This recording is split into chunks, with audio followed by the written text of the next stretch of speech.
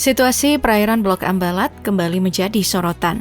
Baru-baru ini kapal patroli Malaysia dikabarkan memasuki wilayah perairan Indonesia tanpa izin dan bahkan berupaya mengusir nelayan setempat yang sedang mencari ikan. Menanggapi insiden tersebut, Prabowo Subianto langsung mengeluarkan perintah tegas. Ia menegaskan bahwa kapal-kapal Malaysia yang bertindak semena-mena harus segera ditindak. Jika situasi semakin tidak terkendali, tindakan penenggelaman bisa menjadi opsi untuk memastikan kedaulatan negeri kesatuan Republik Indonesia tetap terjaga. Sengketa batas wilayah antara Malaysia dan negara-negara di Asia Tenggara bukanlah hal baru. Dengan posisi geografis yang berbatasan langsung dengan beberapa negara, Malaysia kerap terlibat dalam berbagai perselisihan terkait batas wilayahnya. Indonesia dan Malaysia terlibat dalam sengketa wilayah di 3 lokasi. Salah satunya adalah Blok Ambalat, kawasan perairan di Laut Sulawesi yang kaya akan minyak dan gas bumi. Berdasarkan Perjanjian Batas Landas Kontinen 1969 yang telah disepakati dan diratifikasi oleh kedua negara, wilayah ini secara sah berada dalam yurisdiksi Indonesia. Namun, pada tahun 1979, Malaysia secara sepihak memasukkan Ambalat ke dalam peta wilayahnya, yang kemudian memicu protes dari Indonesia.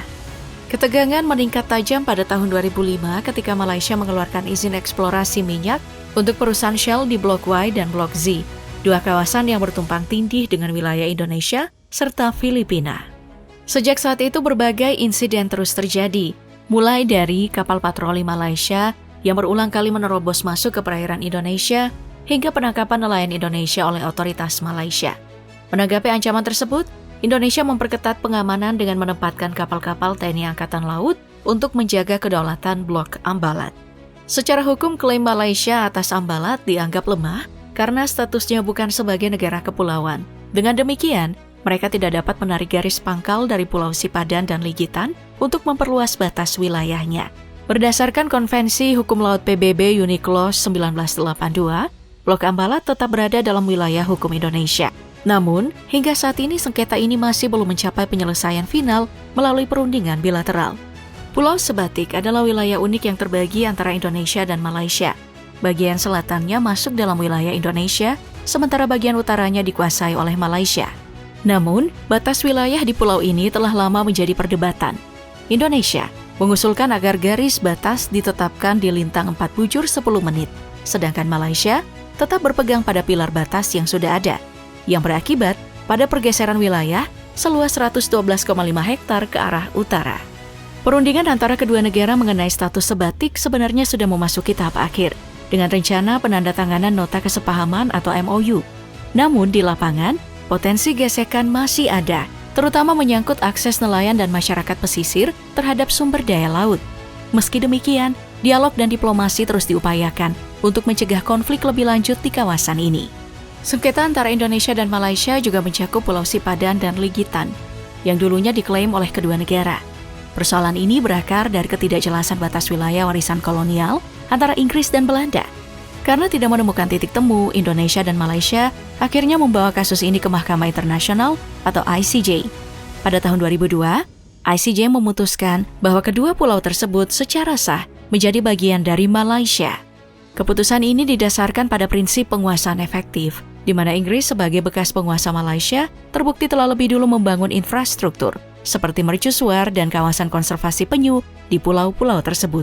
Sementara itu, Belanda yang sebelumnya menguasai Indonesia tidak memiliki catatan aktivitas serupa di wilayah tersebut.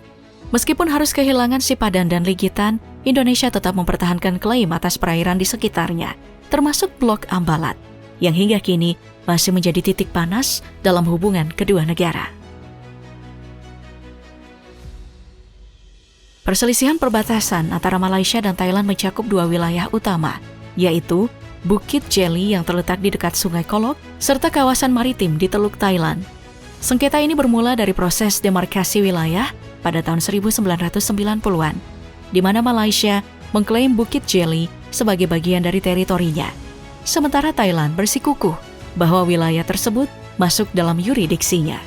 Di sisi lain, perairan Teluk Thailand menjadi titik panas dalam perselisihan kedua negara akibat tumpang tindih klaim perbatasan.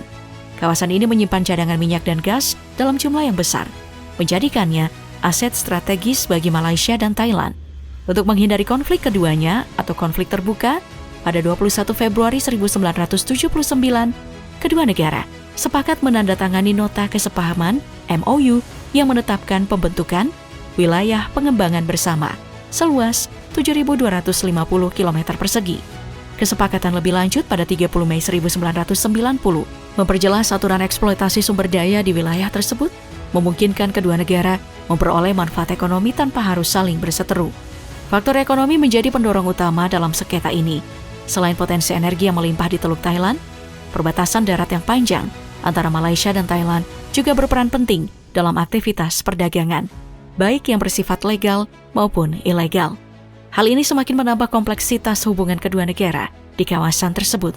Namun, berbeda dengan ketegangan yang terjadi di Laut Cina Selatan, perselisihan ini tidak berujung pada konflik militer. Meski begitu, insiden di lapangan tetap terjadi, mulai dari patroli bersenjata hingga penangkapan nelayan yang dianggap memasuki wilayah perairan negara lain. Laut Cina Selatan merupakan kawasan strategis dengan peran vital dalam jalur perdagangan global, sekaligus menyimpan potensi sumber daya alam yang melimpah. Perselisihan antara Malaysia dan Cina di wilayah ini berakar dari klaim tumpang tindih atas perairan maritim, terutama di sekitar kepulauan Spratly serta zona ekonomi eksklusif atau Z Malaysia yang berbatasan dengan Sabah dan Sarawak. Cina mendasarkan klaimnya pada sejarah eksplorasi maritim kuno dan mengklaim memiliki hak historis atas wilayah tersebut. Sementara itu, Malaysia berpegang pada Konvensi PBB tentang Hukum Laut UNCLOS 1982 yang menetapkan bahwa Z suatu negara mencakup wilayah 200 mil laut dari garis pantainya. Pada tahun 2016, Pengadilan Arbitrase Permanen atau PCA menegaskan bahwa klaim Cina melalui Nine Dash Line tidak memiliki dasar hukum internasional. Namun, Cina menolak keputusan tersebut dan tetap mempertahankan klaimnya. Bagi kedua negara, Laut Cina Selatan bukan sekadar perairan sengketa, tetapi wilayah dengan nilai strategis yang tinggi. Selain kaya akan sumber daya ikan dan cadangan minyak serta gas bumi, kawasan ini juga menjadi jalur utama bagi perdagangan internasional. Dalam beberapa tahun terakhir, Cina semakin agresif dalam memperkuat klaimnya dengan membangun pulau buatan serta meningkatkan kehadiran kapal-kapal maritimnya di wilayah sengketa. Ketegangan di kawasan ini kerap memuncak, terutama dalam insiden penangkapan kapal nelayan Cina oleh patroli Malaysia. Pemerintah Malaysia telah beberapa kali mengajukan protes diplomatik terhadap langkah-langkah Cina yang dianggap melanggar kedaulatan maritimnya. Sejauh ini, Malaysia tetap berpegang teguh pada UNCLOS 1982 sebagai dasar penyelesaian sengketa.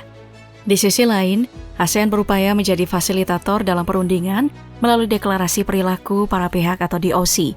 Meski hingga kini, kemajuan yang dicapai masih terbatas.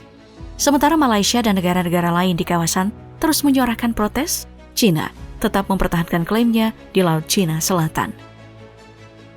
Sengketa antara Malaysia dan Singapura atas Pulau Batu Putih atau Petra Branca bermula pada 1979 ketika Malaysia menerbitkan peta yang memasukkan pulau kecil ini ke dalam wilayahnya.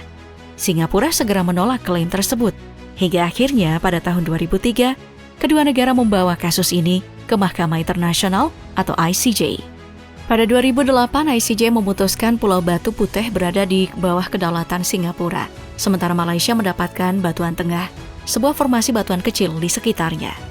Singapura mendasarkan klaim pada prinsip terra nullius yang menyatakan bahwa Batu Putih tidak pernah secara eksplisit berada di bawah Kesultanan Johor.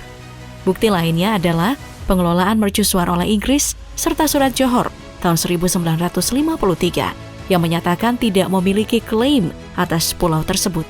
Malaysia, sebaliknya, menegaskan bahwa pulau ini merupakan bagian dari Kesultanan Johor dan Singapura hanya diberi izin untuk membangun mercusuar tanpa hak kepemilikan. Sengketa ini memiliki dimensi strategis dan ekonomi karena Batu Putih terletak di Selat Singapura, salah satu jalur pelayaran tersibuk di dunia. Kontrol atas pulau ini berarti akses terhadap lalu lintas maritim serta sumber daya laut. Pada tahun 2017, Malaysia mengajukan permohonan untuk meninjau ulang putusan ICJ, namun menarik kembali permohonan tersebut pada tahun 2018. Saat ini, meskipun persoalan hukum telah selesai, kedua negara terus berupaya menjaga stabilitas dan hubungan diplomatik.